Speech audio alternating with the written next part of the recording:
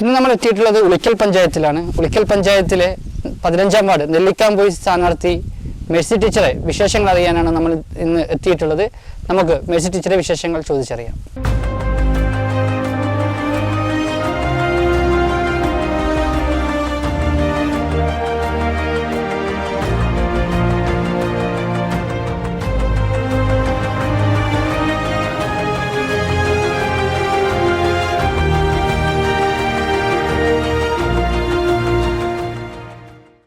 ഇപ്പം നമ്മുടെ കൂടെയുള്ളത് നെല്ലിക്കാംപോയി വാർഡിൽ നിന്ന് മത്സരിക്കുന്ന മേഴ്സി ടീച്ചറാണ്. അപ്പോൾ ടീച്ചർ നമ്മുടെ പ്രോഗ്രാമിലേക്ക് സ്വാഗതം ചെയ്യുന്നു. Thank you.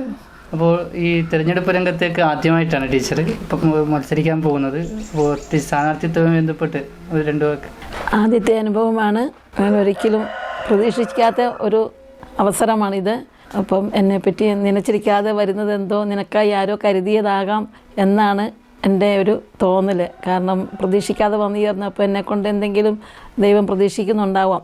ആ ഒരു അതേ രീതിയിൽ ഞാനിതിനെ ഉൾക്കൊള്ളുന്നു, അതിനായിട്ട് മുന്നോട്ട് പോകുന്നു. അപ്പോൾ ടീച്ചറെ പരിചയപ്പെടുത്തേണ്ട ആവശ്യമില്ല. ഉളിക്കൽ സ്കൂൾ അധ്യാപികയാണ്, അതുപോലെ സൺഡേ സ്കൂൾ. ഇപ്പോൾ ടീച്ചറെ ഒന്ന് ഒറ്റവാക്കൽ നമുക്ക് വേണ്ടി ഇവിടെ പ്രേക്ഷകർക്ക് വേണ്ടി ഒന്ന് പരിചയപ്പെടുത്താം.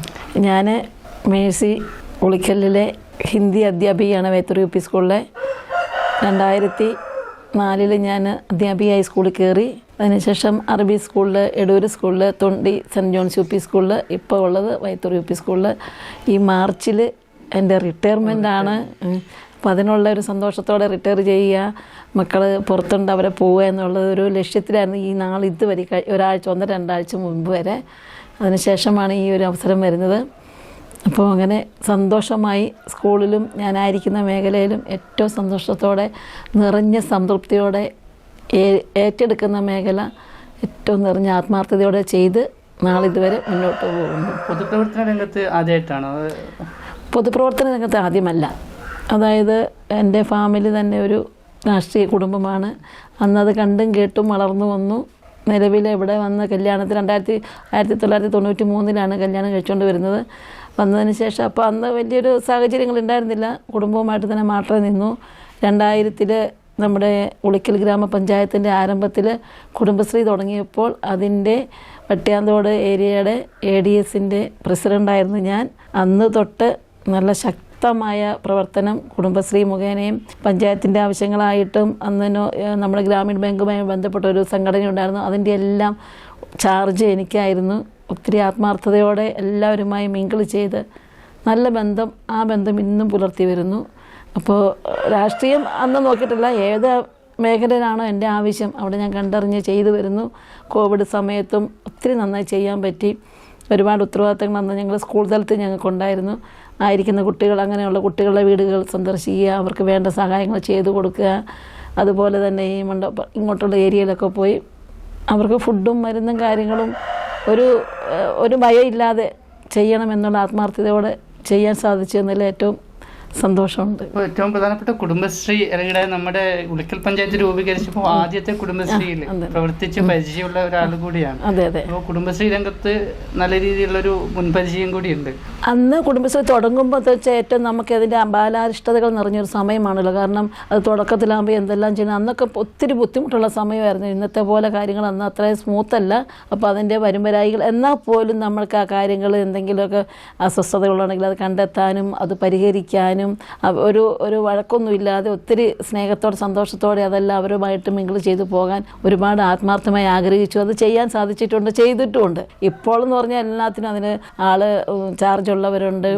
അപ്പോൾ അവരതെല്ലാം ചെയ്തു പോരുന്നു. അപ്പോൾ ഞാൻ ADC കയറി, അത് കഴിഞ്ഞ് CDSൻ്റെയും ഒരു കമ്മിറ്റി അംഗം കൂടിയായിരുന്നു. അപ്പോൾ നമുക്ക് അതിൻ്റെതായ ഒരു ഒരു അറിവുണ്ട്. ഇന്നിപ്പം ഇവരെല്ലാവരും ഇങ്ങനെ പറയുമ്പോൾ അന്നത്തെ ആ ബുദ്ധിമുട്ട് നിറഞ്ഞ സാഹചര്യങ്ങൾ ഇന്നില്ല.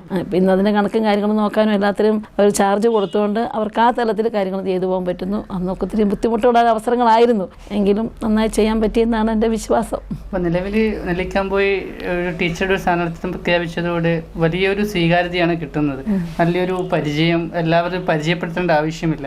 അപ്പോൾ അതെങ്ങനെയാണ് നോക്കിക്കാണുന്നത്? നെല്ലിക്കാംപോയി എൻ്റെ സ്വന്തമല്ലേ. ഞാൻ 24 വർഷമായി നമ്മുടെ സൺഡേ സ്കൂളിൽ വേദപാഠം പഠിപ്പിക്കുന്നുണ്ട്. അത് തന്നെ വലിയൊരു നേട്ടം. ഞങ്ങളുടെ മേഖല. പിന്നെ ഞങ്ങൾക്ക് അവിടെ ഒരു ചെറിയൊരു ജനശ്രീ എന്ന് പറഞ്ഞൊരു സംഘടനയുണ്ട്. അവിടെ 24-25ഓളം കുടുംബങ്ങളുമായിട്ട് അതൊരു ഭയങ്കര എനർജിയാണ്. അപ്പോൾ അവിടെ അത്രയും ബന്ധങ്ങളായി. പിന്നെ സ്കൂളിൽ പഠിപ്പിക്കുന്ന കുട്ടികളും അവരുടെ രക്ഷിതാക്കളും, പിന്നെ എനിക്ക് ആരെ കണ്ടാലും ഒന്ന് ചിരിച്ച് വർത്തമാനം പറഞ്ഞു പോകണം എന്നുള്ളത് എൻ്റെ അതെനിക്ക് സ്വാഭാവികമായി കിട്ടിയത്. അത് അവിടെ അടുത്തുള്ളവനോ അയൽപക്കത്തുള്ളവനോ ദൂരെയുള്ളവരെന്നൊന്നുമില്ല, എല്ലാവരെയും കണ്ട് മിണ്ടി പോവുക. അങ്ങനെ ഒരു ബന്ധം ഞാൻ സൂക്ഷിക്കുന്നുണ്ട് എപ്പോഴും, നല്ലൊരു സ്നേഹബന്ധം എല്ലാവരുമായിട്ടും. അത് അയൽവക്കെന്ന് മാത്രമല്ല, ഏത് മേഖലയുള്ളവരുമായിട്ട് ഒരു ബന്ധം കാത്തു സൂക്ഷിച്ചു പോരുന്നു. അത് ഇനിയും മുന്നോട്ട് തന്നെ കൊണ്ടുപോകും. അപ്പോൾ ഈ നമ്മൾ വോട്ടർമാരുടെ അടുത്തും പരിശോധിക്കുമ്പോൾ നമ്മുടെ സ്ത്രീ വോട്ടർമാരാണ് ഏറ്റവും കൂടുതലായിട്ടുള്ളത്. അപ്പോൾ സ്ത്രീ വോട്ടർമാർക്ക് എന്തൊരു പ്രതീക്ഷയാണ് ഈ ഒരു നിമിഷം കൊടുക്കാനുള്ളത്? സ്ത്രീ വോട്ടർമാരെന്ന് പറഞ്ഞാൽ കുറേ തൊഴിലില്ലാത്തവർ കുറേ പേരുണ്ട്. അപ്പോൾ അവർക്കൊക്കെ എങ്ങനെ അവർ പറയുന്നത്, നമുക്ക് നമ്മുടെ എഡ്യൂക്കേഷൻ അല്ലെങ്കിൽ അവരുടെ പരിധിയെ വെച്ച് എന്തെങ്കിലും ഒരു ചെറിയ തൊഴിലൊക്കെ കിട്ടാൻ സാധ്യതയുണ്ടെന്ന് അവരുടെ ഒരു ആശങ്ക പങ്കുവെച്ചു. ഞാനും ആഗ്രഹിക്കുന്നുണ്ട് കുടുംബശ്രീയുമായൊക്കെ ബന്ധപ്പെട്ട് എന്തെങ്കിലും ചെറുകിട സംരംഭങ്ങൾ തുടങ്ങാൻ സാധിച്ചാൽ അതവർക്കൊരു നേട്ടമായിരിക്കുമല്ലോ. അപ്പോൾ ഞാൻ 2012 തൊട്ട് 15-16 വരെ ഞാൻ RSP ബിയിൽ പോയിരുന്നു. അന്ന് നമ്മുടെ UDF ഘടകകക്ഷിയാണ് ഷിബു ബേബി ജോണിൻ്റെ പാർട്ടിയിൽ പോയി. അന്ന് അദ്ദേഹം വ്യവസായ വകുപ്പ് മന്ത്രിയായിരുന്നു. ആ ഒരു പരിധി വെച്ച് ഞാൻ ഉളിക്കൽ നിന്ന് വനിതാ വ്യവസായ സഹകരണ സംഘം, അതായത് ഗവൺമെൻറ് രജിസ്റ്റർ ചെയ്ത ഒരു സംഘം തുടങ്ങി. 60 പേരോളം ഞങ്ങൾ 10-15 തയ്യൽ മെഷീൻ മേടിച്ച് അവിടെ ഉളിക്കലിൽ തന്നെ കെട്ടിടം വാടകയ്ക്കെടുത്ത് ആദ്യത്തെ ഒരു 60 പേര് മെമ്പർഷിപ്പ് എടുത്തുകൊണ്ട് ഒരു 10-200 പേരോളം ഞങ്ങൾ വെറുതെ ഫ്രീ ആയിട്ടെന്ന പോലെ തയ്യൽ പഠിപ്പിച്ചു. അത് നല്ലൊരു ഭയങ്കര പ്രചോദനമായിട്ട് വന്നതാണ്. പക്ഷേ അതിന് സാമ്പത്തികം നമുക്ക് ക്യാപിറ്റൽ ഇൻകം പോലും ഇല്ലാതെ പോയി. അപ്പോൾ കയ്യിൽ നിന്നൊരു 4-5 ലക്ഷം പോയി. എൻ്റെ കയ്യിൽ നിന്ന് 5 ലക്ഷം രൂപ എനിക്ക് പോയി. പക്ഷേ എന്നാലും എനിക്ക് സന്തോഷമുണ്ട്. അത് കുറേ പേർക്ക് ഒരു ഉപജീവന മാർഗ്ഗമായി അവരിന്ന് ആ തയ്യൽ പഠിച്ചത് കൊണ്ട് അവർക്കത് ചെയ്യാൻ പറ്റുന്നുണ്ടല്ലോ ഇന്ന്. അങ്ങനെ അതുപോലെ അത് എന്തോ നമ്മളൊക്കെ അതിൻ്റെ മേൽനോട്ടം വഹിച്ചിരുന്നവരുടെ ഒരു ഉദാസീനതയായിരിക്കാം നഷ്ടപ്പെട്ടു പോയത്. അതുകൊണ്ട് ഇനിയും അങ്ങനെയല്ല, എന്നാലും എന്തെങ്കിലുമൊക്കെ ചെയ്യാൻ ആഗ്രഹിക്കുന്നുണ്ട്. അവരെ രക്ഷപ്പെടുത്തണമെന്നാണ് എൻ്റെ ആഗ്രഹം. നിലവിൽ യുവജന വോട്ടർമാരുടെയും ഇതേ അവസ്ഥ തന്നെയാണ്. കാരണം കളിസ്ഥലങ്ങൾ മറ്റിതൊക്കെയുണ്ട്. അപ്പോൾ യുവജന വോട്ടർമാർക്ക് എന്ത് പ്രതീക്ഷയാണ്? യുവജനങ്ങളെ സംബന്ധിച്ചുള്ള ഇന്ന് നമുക്ക് നാട്ടിൽ ജോലി ഇല്ലല്ലോ. എന്ത് പഠിച്ചാലും ജോലിയില്ല. അവർക്ക് പണ്ടത്തെ പോലെ ചെറിയൊരു പൈസയ്ക്ക് എല്ലാവരും ജോലിക്ക് നിൽക്കും. ഇപ്പോൾ ആരും അങ്ങനെ ചെറിയൊരു വരുമാനം, കാരണം നമ്മുടെ ഇന്നത്തെ സാമ്പത്തിക ഭദ്രത വെച്ച് നോക്കുമ്പോൾ ചെറിയ ജോലി പോരാ, ജീവിക്കാൻ വേണമല്ലോ. അപ്പം അവർക്ക് എവിടെ പൈസ കിട്ടുന്നു, നല്ലൊരു മൂല്യം കിട്ടുന്നിടത്ത് അവർ തേടിപ്പോകും. അത് ആരുടെയും കുറ്റമല്ല. ഒരു പരിധിവരെ അവർക്ക് നാട്ടിൽ ചെയ്യാൻ പറ്റുന്ന ഇപ്പോൾ കുറേ തൊഴിൽ മേഖലകൾ വന്ന് ചേരുന്നുണ്ട്. അവരെ അതിനകത്ത് ഇൻക്ലൂഡാക്കി എന്തെങ്കിലുമൊക്കെ ചെയ്യാൻ പറ്റുമെങ്കിൽ ചെയ്യാൻ അവരോടൊപ്പം ഞാനും ഉണ്ടാകും. മറ്റൊന്ന്, നെല്ലിക്കാംപോയി വാർഡ് UDF മൃഗാധിപത്യം ഉണ്ടായിരുന്നൊരു വാർഡായിരുന്നു. അപ്പോൾ കഴിഞ്ഞ വർഷം യുവ സ്ഥാനാർത്ഥി ഇറക്കി പിടിച്ചെടുത്തൊരു വാർഡാണ്. അപ്പോൾ ആ വാർഡ് നിലനിർത്തുക എന്നുള്ളൊരു ഉത്തരവാദിത്വം കൂടി LDF സ്ഥാനാർത്ഥി എന്ന രീതിയിലുണ്ടോ? ഞാൻ LDF സ്വതന്ത്ര സ്ഥാനാർത്ഥിയാണ്. അതായത് LDFകാരുടെ പിന്തുണയോടുകൂടി ഞാൻ സ്വതന്ത്ര സ്ഥാനാർത്ഥിയായിട്ട് മത്സരിക്കുന്നു. നോബിൻ കഴിഞ്ഞ പ്രാവശ്യം കിട്ടി. അത് തുടർന്നു കൊണ്ടുപോകണമെന്ന് എല്ലാവരുടെയും ആഗ്രഹം ഞാനും ആഗ്രഹിക്കുന്നു. അതിനായി ഞാൻ വോട്ട് ചോദിക്കുന്നു. എല്ലാവരുടെയും വോട്ട് തന്നാൽ തുടർന്ന് ഇങ്ങനെ തന്നെ മുന്നോട്ട് പോകുമെന്ന് പ്രതീക്ഷിക്കുന്നു. വാർഡിലെല്ലാ വോട്ടർമാരെയും നേരിട്ട് കണ്ട് വോട്ട് അഭ്യർത്ഥിക്കാൻ സാധിച്ചു ഈ വിഷയം? എല്ലാ വീട്ടിലും പോയി. എല്ലാ വീട്ടിലും ഒരു വട്ടം കയറി, 2ാം വട്ടം ഇപ്പോൾ കയറി തീരാനായിക്കൊണ്ടിരിക്കുന്നു. പുതിയ പ്രതീക്ഷകൾ എന്തൊക്കെയാണ് നമ്മുടെ വാർഡിന് കൊടുക്കാനുള്ളത്? വാർഡിന് കൊടുക്കാൻ എന്നെ സജ്ജമാക്കി എന്നെക്കൊണ്ട് പറ്റുന്ന ഞാൻ ജയിച്ചാൽ എന്നെ ഏൽപ്പിക്കുന്ന ഈ വാർഡുകാർ എന്താണോ എന്നിലൂടെ ആഗ്രഹിക്കുന്നത്, ഒരു പരിധി വരെ എന്നെക്കൊണ്ട് പറ്റുന്നത് പോലെ ഞാൻ അവർക്ക് വേണ്ടി മാറ്റിവെക്കും. എൻ്റെ ജീവിതം, അതായത് തീരുന്ന അത്രയും വർഷം അവർക്ക് വേണ്ടി വേണ്ടതുപോലെ സാഹചര്യങ്ങളനുസരിച്ച് ഞാൻ ചെയ്യും.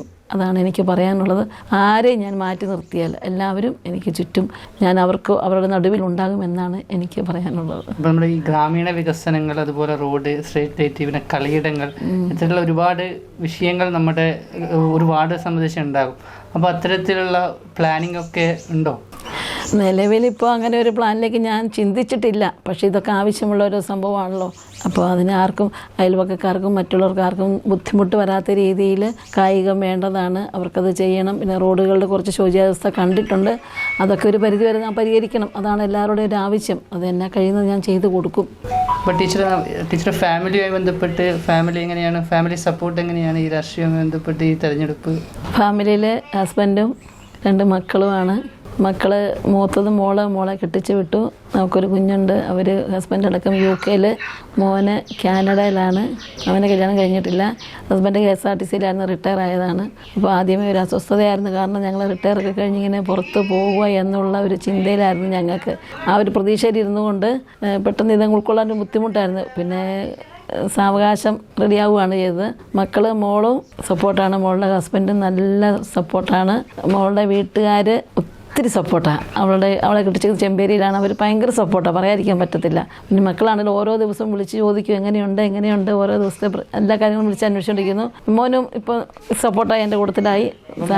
നല്ല സപ്പോർട്ടിലാണ്, കുടുംബപരമായിട്ടും ഫാമിലിയായിട്ടും നല്ല സപ്പോർട്ടിലാണ് ഉള്ളത് നിലവിൽ. ഇപ്പം ഞാൻ എല്ലാവരും എനിക്ക് സപ്പോർട്ടുണ്ട്. ഇപ്പം എനിക്ക് ഭയങ്കര സന്തോഷമുണ്ട്. കാരണം വിജയവും തോൽവിയല്ല, നമുക്ക് നമ്മളെ ജനങ്ങൾ നമുക്ക് ഒപ്പം ഉണ്ട് എന്നുള്ളൊരു വിശ്വാസം എനിക്ക് വന്നു. അതിൽ ഞാൻ നല്ല ഹാപ്പിയാണ്. അപ്പോൾ മേഴ്സി ടീച്ചറാണ് നമ്മുടെ കൂടെ ഉണ്ടായിരുന്നത്. വലിയ വിജയപ്രതീക്ഷയിൽ തന്നെയാണ്. അപ്പോൾ മേഴ്സി ടീച്ചർക്ക് എല്ലാവിധ വിജയാശംസകളും നേരുകയാണ്. ഏജന്റ് ന്യൂസിന് കൂടെ ചേർന്നതിന് നന്ദി.